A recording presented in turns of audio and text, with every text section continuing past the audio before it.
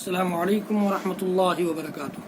بسم اللہ الحمد للہ والصلاة والسلام علی رسول اللہ ومن تبعہ ووالاہ وبعد۔ محترم ناظرین و سامعین، اسلامی بھائیوں، دوستوں، عزیزوں، ماؤں اور بہنوں، آؤ نبی کی نماز سیکھیں سیریز میں ہم سب حاضر ہیں اور میں آپ سب کا خیر مقدم کرتا ہوں۔ آؤ نبی کی نماز سیکھیں۔ مجھے نہیں لگتا کہ نبی کی نماز کی کتنے لوگوں کو فکر ہے، کتنے لوگوں کو پرواہ ہے، اس لیے کہ میں اپنے ویڈیوز کو دیکھتا ہوں کہ ان کے دیکھنے والے کتنے ہیں تو بہت کم دکھتے ہیں۔ حضرات گرامی، نبی کی نماز سیکھنے کے لیے آسان طریقہ ہے یہ، آپ ان کو اختیار کیجئے اور نبی کی نماز سیکھیے، اور میرے چینل کو سبسکرائب کیجئے، گھنٹی ضرور دبائیے، لائک بھی کیجئے اور زیادہ سے زیادہ لوگوں تک، اپنے بھائیوں بہنوں تک شیئر کیجئے تاکہ آپ کے لیے، میرے لیے صدقہ جاریہ بھی ہو جائے اور نبی کی نماز کا یہ مشن آگے بڑھ سکے۔ حضرات گرامی، آؤ نبی کی نماز سیکھیں سیریز کے اس سے قبل کے ویڈیو میں صف بندی سے متعلق گفتگو چل رہی تھی۔ آج بھی صف بندی ہی سے متعلق کچھ گفتگو آپ کے پیش نظر ہے۔ حضرات گرامی، صفیں درست کرنے کا طریقہ کیا ہو، صفیں درست کیسے کی جائے؟ سنن نبی داؤد کی روایت کے مطابق سب سے پہلے پہلی صف مکمل کرو، پھر اس سے پیچھے والی، اور اگر کوئی کمی ہے تو وہ صرف آخری صف میں ہونی چاہیے، یعنی آگے کی صف مکمل کر لی جائے، پھر پیچھے کی صف، پھر پیچھے کی صف، اور اگر کچھ چند لوگ بچے ہیں جن سے صف پوری نہیں ہو سکتی تو وہ سب سے لاسٹ میں ہو۔ یہ نہیں کہ اگلی ہی صف میں کم لوگ ہوں اور پیچھے زیادہ ہو، ایسا نہیں ہونا چاہیے۔ اگلی صف میں جب تک جگہ ہے پیچھے صف نہ لگائی جائے۔ یہ اللہ کے نبی صلی اللہ علیہ وسلم کے دور میں صحابہ کرام کی صف بندی کا طریقہ تھا۔ نعمان بن بشیر رضی اللہ تعالیٰ عنہ کی ایک روایت سنن نبی داؤد کی روایت ہے، کہتے ہیں کہ نبی اکرم صلی اللہ علیہ وسلم ہماری صفیں اس طرح سیدھی اور برابر کرتے جیسے تیر کو سیدھا کیا جاتا ہے۔ اللہ اکبر! اتنی اہم سنت اور اتنا زیادہ تاکیدی سنت اللہ کے نبی صلی اللہ علیہ وسلم کی ہے یہ صف بندی، لیکن ہمارے سماج میں اس کا کوئی ویلو اور کوئی اہمیت اس کی نہیں ہے۔ پھر بھی فخر سے ہم کہتے ہیں کہ ہم محمد رسول اللہ صلی اللہ علیہ وسلم کی امت سے تعلق رکھتے ہیں، ہمارا تعلق امت محمدیہ سے۔ پتہ نہیں یہ کیسا تعلق ہے، فیصلہ آپ کے اوپر ہے۔ سنن نبی داؤد اور جامع ترمذی کی روایت ہے صحیح حدیث ہے۔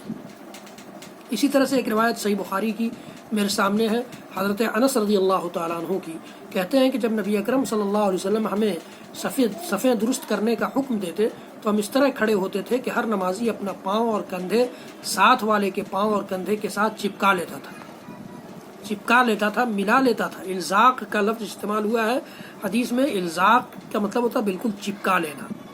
صحیح بخاری کی روایت ہے یہ۔ ہم کتنا چپکاتے ہیں اور کتنا دور رہتے ہیں، فیصلہ ہمارے اوپر ہے۔ عبداللہ بن زبیر رضی اللہ تعالیٰ عنہ فرماتے ہیں کہ پاؤں کو سیدھا کرنا اور ہاتھ کو ہاتھ پر رکھنا سنت میں سے ہے۔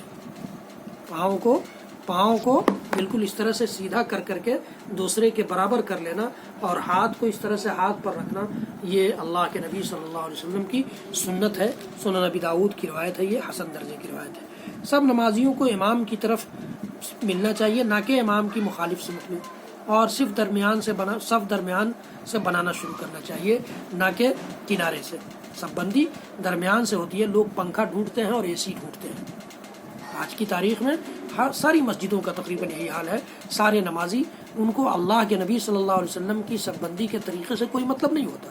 وہ یہ دیکھتے ہیں کہ پنکھا ہمارے سر پر ہو یا اے سی ہمارے سامنے ہو تاکہ ہمیں نماز میں گرمی نہ محسوس ہو۔ اللہ اکبر! قل نار جہنم اشد حرا، اللہ تعالیٰ نے فرمایا ہے کہ جہنم کی آگ اس سے کہیں زیادہ گرم ہے۔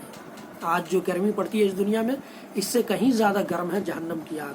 تو کہیں ایسا نہ ہو کہ نبی اکرم صلی اللہ علیہ وسلم کی سنتوں کو نظر انداز کرنے کے عوض ہم اس گرم آگ کے حقدار ہو جائیں جو اس سے کئی گنا زیادہ ہے۔ حضرات گرامی، اللہ کے نبی صلی اللہ علیہ وسلم کی سنت کو اہمیت دیجیے تاکہ اس دنیا کی گرمی ہم جھیل لیں، لیکن آخرت کی گرمی سے ہم بچ جائیں۔ یہ بعض لوگ پوچھتے ہیں کہ آدمی کے دونوں پاؤں کے درمیان کتنا فاصلہ ہونا چاہیے۔ اس مسئلے کی کوئی ضرورت نہیں ہے، کیونکہ جب احادیث کے مطابق کندھے اور پاؤں ساتھ والے سے ملانا ہے تو پاؤں ایک خاص حد تک کھلیں گے، اس سے نہ زیادہ کھلیں گے اور نہ کم۔ یعنی نارمل انداز میں ہم جس طرح کھڑے ہوتے ہیں اس طرح کھڑے ہوں گے، تب تو دوسرے کے پاؤں کے برابر ہم ملا پائیں گے، دوسرے کے کندھے کے برابر ملا پائیں گے۔ تو یہ آٹومیٹکلی یہ پوچھنے کی بات ہی نہیں ہے۔ کہ ہم کتنا پھیلائیں، اور نہ پھیلانے کی ضرورت پڑے گی. نارمل ہم جس طرح سے عام حالات میں کھڑے ہوتے ہیں اسی طرح نماز کی حالت میں کھڑے ہوں گے، تاکہ اپنے بھائی کے کندھے اور پیر سے دونوں طرف ہمارے کندھے اور پیر مل جائیں. یہ صف بندی کا طریقہ ہے. صف کی فضیلت، پہلی صف میں اگر ہم پہنچتے ہیں تو یہ بڑے شرف کا مقام ہے. اللہ کے رسول صلی اللہ علیہ وسلم کی حدیث گرامی سنن نسائی کی روایت ہے، سنن ابن ماجہ کی روایت ہے، صحیح حدیث ہے.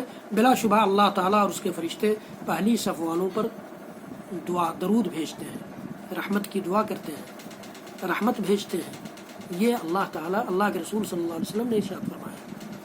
آپ صلی اللہ علیہ وسلم نے فرمایا کہ اگر لوگوں کو اذان دینے کا ثواب اور پہلی صف کی فضیلت کا علم ہو جائے تو اسے حاصل کرنے کے لیے قرآن اندازی کے علاوہ کوئی حل نہ پائے تو ضرور قرآن اندازی کریں.